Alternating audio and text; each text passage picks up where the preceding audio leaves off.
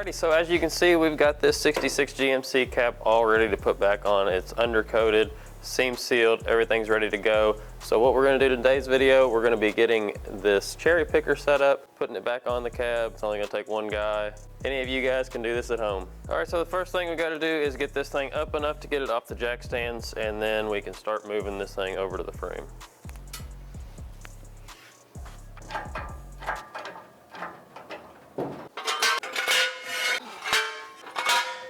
As you can see, quite a bit of crud came out from underneath this old truck cab.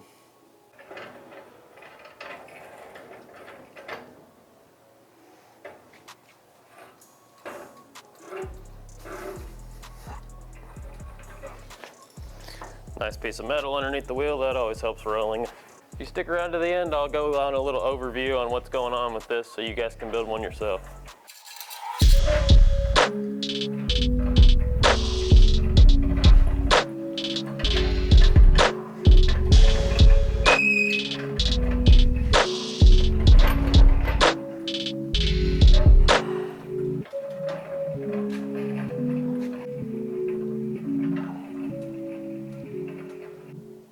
Well, we're hitting the daggone jack stand right now, so we'll have to get this front end up real quick.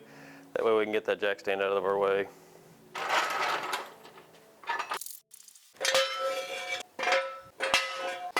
Alrighty, now we can start heading in and get pretty close to where we need to be. And once we do that, we'll get our body mount set.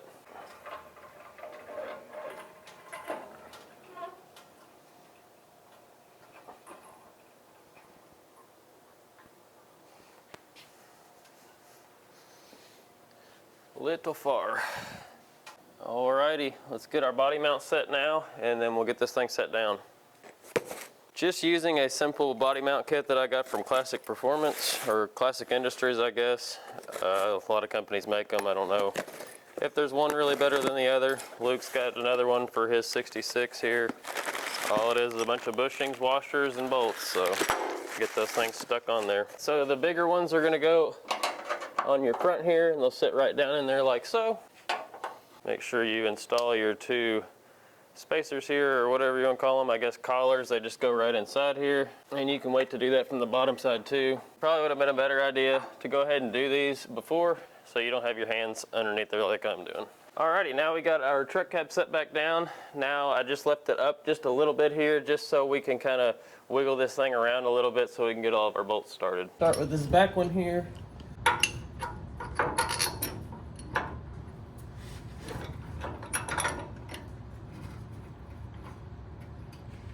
Alright, we need to come down just a little bit now. Get a wrench real quick so we can get that thing started. Alrighty, we got that one started, so now we'll jump over to the other side, do the same thing, and move up to the front. Alright, so our last line of attack is going to be installing this last front one. I've got the passenger side on. I have been a little bit of a bear lining up by myself, but you can definitely do it. Oh, there we go. Now we just got to install our little collar here.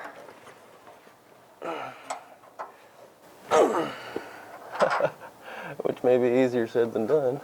Get a pry bar in here so we can pry over.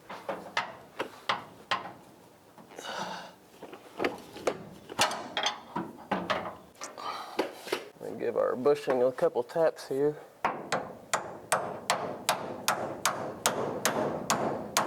We need our cab right now to move like this. So I'm gonna go to the other side and try to push over here towards you guys. Any better? It's about the same. It's wedged in there hard right now. So what I ended up doing here was I just jacked up on the body itself with the cherry picker, and that let us get plenty of movement to get this thing up in here. It's kind of hard to do with one hand, so let me get this done and we'll get back at it. Alrighty, so as you can see here, we've got our spacer or bushing, whatever you want to call it, up in here. So now we just need to finish it off. I got all the bolts in the cab now. I just left them all loose just so we can kind of wiggle this thing around when we get the bad fenders and everything on, so we can get all the body panels aligned. But now we can release this and back it out. Alrighty, so if you're wanting to build one of these yourself, all you're gonna have to do, you don't have to use C-channel. There's other ones I've seen online that they utilize like 4x4s and then just kind of do all that.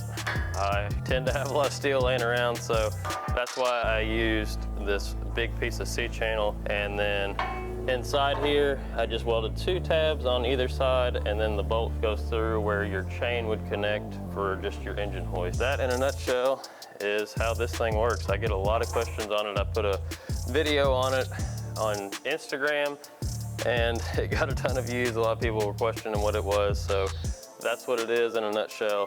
But hopefully you liked it.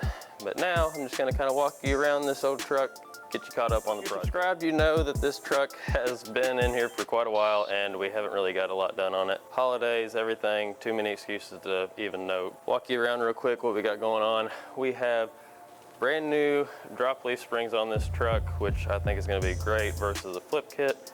I like flip kits and everything, but the factory springs on this truck were just kind of pretty rotten. We've got our cross member in, which I've already dropped a video on that one, so you can check that out. I'll leave that down below, including the whole playlist on this truck. Hopefully you guys enjoyed it. Hopefully this will help you out in your future projects. Makes it a little easier if you're just a one-man show, as where today I am. Makes it pretty sweet to be able to get this thing on without having to wait on somebody else. So hopefully you enjoy it, and I'll see you guys on the next one.